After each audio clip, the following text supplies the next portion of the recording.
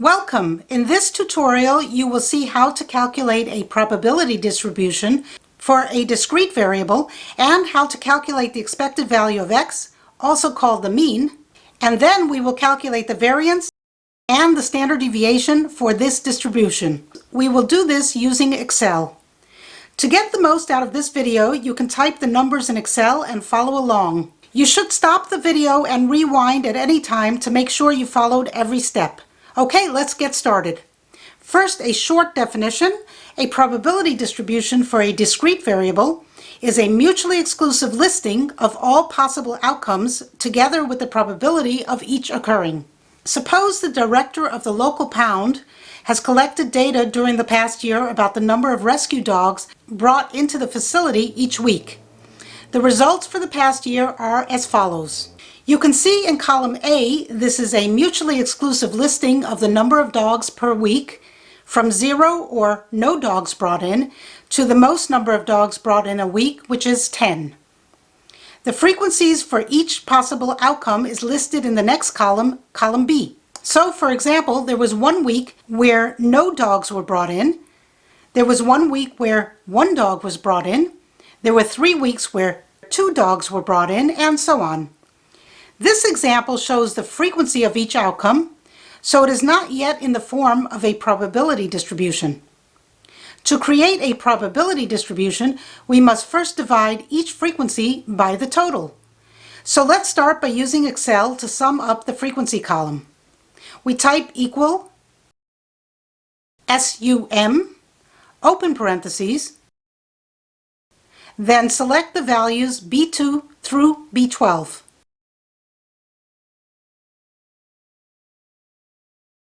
Close parentheses, and then press enter. And we get a total which is 52, which makes sense because there are 52 weeks in a year. And this is a distribution over the past year. Now we can calculate the probabilities for each outcome. So let's make a new column for that in column C, and I will label it P of x for the probability of x. So that's simply the frequency for each outcome divided by the total. I can type in a formula in C2 and then pull it down to autofill the rest of the column, which saves me from typing in the formula again and again. So for the first probability, I'll need to divide 1 by 52. The next one will also be 1 by 52, then 3 by 52, and so on. So the 52 needs to be fixed as an absolute cell reference. Okay, let's start by typing in equal, then B2, divided by B13, and that would work if it was just for that one cell, but remember, I want to use the autofill capability of Excel by dragging the formula down the entire C column, so that B2 will then become B3, B4, and so on. But B13 must remain B13 since it is the total. Therefore, I must fix the cell reference to B13 by adding dollar signs. I can do that simply by pressing function F4 and the dollar signs appear in the correct places. And now I have B13 as an absolute cell reference. Okay, let's press enter and we get 0.0192 for the first probability. I hope you're following along. If not, please pause the video and give this a try yourself. Now I want to fill in the rest of the cells in column C, so I pull down on the fill handle. This is the lower right-hand corner of the cell, and then Excel will autofill the cells that I pull the handle over.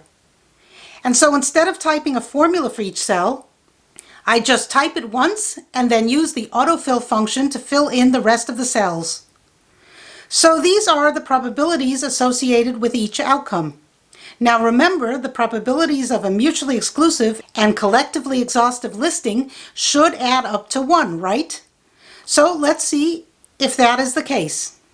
Let's type in cell C13 equal to sum, SUM, open parentheses, and then select the range of cells from C2 through C12, then close parentheses, press enter, and we get 1, which is what we should get. If you don't get 1, then you made a mistake somewhere along the line, so use this as a check. All right, so now we have our probability distribution and we're ready to calculate the expected value of x, otherwise known as the mean of the distribution. After that, I will calculate the variance and the standard deviation. So to make everything easy to read, let me type up some labels. Over here on the right in H3, let's type the label mean. Then H4, I'll type variance. And then in H5, I'll put sigma for the standard deviation. You can find the Greek letter for sigma by clicking the Insert tab, then going over to here where it says symbol. Click on symbol, and then look for the appropriate symbol, in this case sigma. Click on it, then click Insert, and you've got your sigma. All right, now let's get back to calculating the mean, also known as the expected value of x. The formula for calculating the expected value of x is E of x, the expected value of x, is equal to mu, right? Which is equal to the sum of the x's times the p of x's. So let's create a new column, column D, and calculate each expected value of x by taking each x times each p of x. Then we will sum column D to get the mean. To get started, we need to multiply each x by each probability of x. So each x is in column A, and each p of x is in column C. So we can type the formula in D2 as follows. Equal to, then click on A2, times, then click on C2, press enter.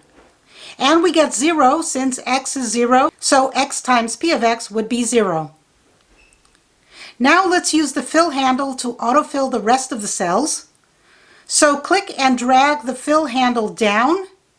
And now we have one more thing to do. The formula is the sum of each x times p of x. So now we have to sum the D column to get the expected value of x, that is the mean. So type into cell D13 equal to sum, then open parentheses. Now select the range from D2 down to D12, then close parentheses, press enter, and we get 5.4615. That is the mean or expected value of this distribution. Now I really want this next to my label for the mean, so let's copy and then paste the formula into I3. Perfect. Now let's calculate the standard deviation. Well, to do that, we first need to calculate the variance and then take the square root of the variance to get the standard deviation. The formula for the variance is, here we have VAR and in parentheses x, so the variance of x is equal to sigma squared, of course, and the formula, the sum of x minus mu squared times p of x. And then, of course, the standard deviation will be the square root of that. So let's break down the formula for the variance, and in column E, we will do the first part of the equation, which is x minus the mean, then squared. So in cell E2, let's type equal to, open parentheses. Now we need to put in the parentheses x minus mu. So since all the x's are in column A, I select A2 minus, now I need to select the expected value of the mean, and that is in D13. And I need to fix that cell as an absolute cell reference so that when I drag down the fill handle, it stays on D13. So press FN, function F4 on your keyboard if you have a PC. If you're using a Mac, you will need to manually type in the dollar signs, unless there's some other way to do it. Now we have $D, $13, and so the cell reference is an absolute cell reference, and it won't change when we use the autofill function. Now close parentheses, and then the caret key above the number 6 on your keyboard for exponent, and then 2, so it's squared. So now we have 29.82 for the first number in E2. Now let's pull down the fill handle to autofill the rest of the cells. So now we have column E. Remember, the formula is the sum of the x's minus mu squared times p of x. So it's the sum of what we just computed in column E multiplied by the probability of x, which are the numbers in column C. So now we need to multiply column E by column C and then sum those numbers to get the variance. Let's label column F as simply E times C. Now in F2, let's type in equal to, then click on E2 to select it, times, then click on C2. Notice how the formula in F2 is color-coded to help identify the cells we selected. Okay, let's press enter and we get 0.5736. Now click in F2 and pull the fill handle down to F12, and this autofills the rest of the cells. Now all that's left to do to get the variance is to sum column E. So in F13, let's type in equal to SUM, open parentheses, and then select the range of cells, that's F2 through F12, close parentheses, press enter, and we get 4.979. That is the variance of X, so let's copy and then paste the formula into I4. Now one last thing remaining for this problem, we need to get the standard deviation of X, and that's easy, we just take the square root of the variance. So in I5, let's type equal to SQRT, open parentheses, then click on I4 where the variance is, close parentheses, press enter, and we get the standard deviation 2.23. If you followed along, you have completed the entire problem, calculating a probability distribution, the mean, the variance, and the standard deviation. I hope this helped, and I hope you learned something.